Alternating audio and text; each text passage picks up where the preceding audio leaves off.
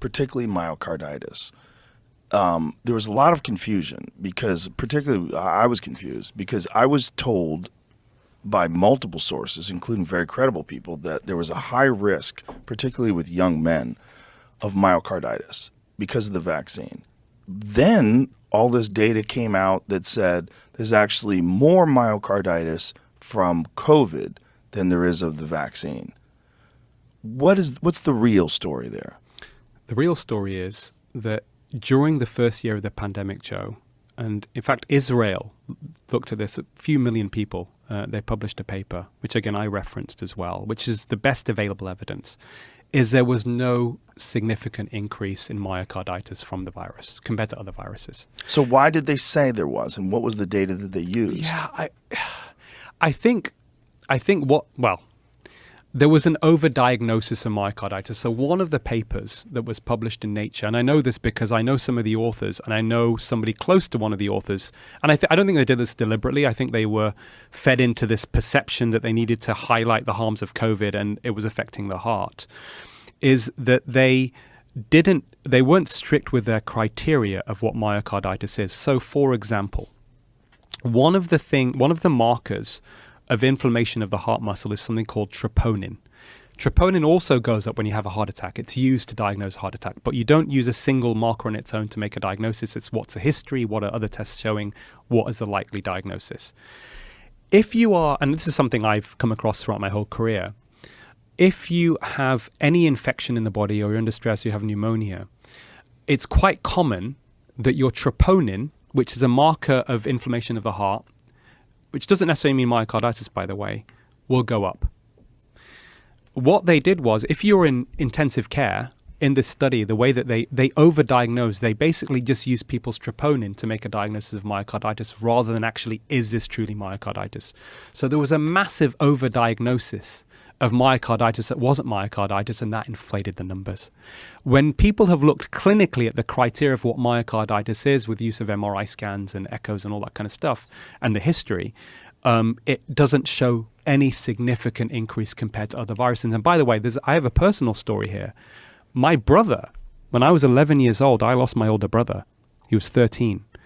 And he died because of viral myocarditis. So I know how devastating this can be. I'm not undermining the fact that this can be really devastating. Within a week of having basically a stomach infection, he went into crashing heart failure and died and had a cardiac arrest. So it's something I have an interest in and I know about, and I've managed many people with myocarditis. So there isn't any significant increase. Or if there is, it's minor. When you look at the data on myocarditis after the vaccine, certainly in younger people, under 40, one of the recent publications suggested it probably is even maybe 28 times more frequent. But let's give a caveat here, Joe.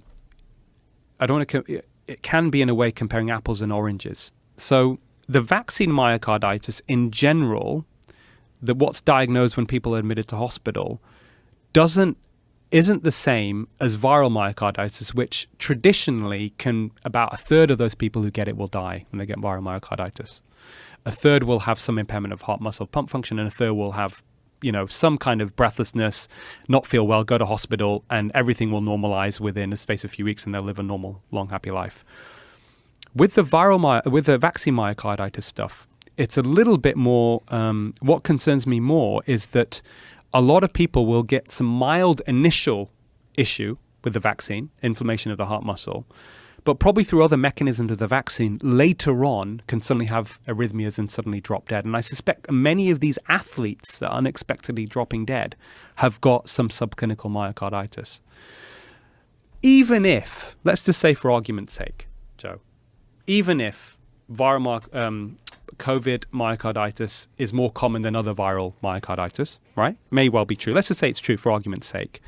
That doesn't mean that taking the vaccine is going to protect you. There's no data saying it's going to protect you from COVID myocarditis, and actually may be additive. It may make things worse. So if you've had COVID and you have natural immunity, one bit of research revealed if you have the vaccine after having natural immunity, certainly within the first 3 months, you are almost 3 times more likely to get side effects. So there are two different discussions going on here. One is, how common is COVID myocarditis? Fine, let's establish that. The question is, does the vaccine protect you from it or make things worse? And almost certainly, with all we know now, when it comes to heart disease or the issue about myocarditis or heart attacks, the vaccine is, the cure is worse than the disease.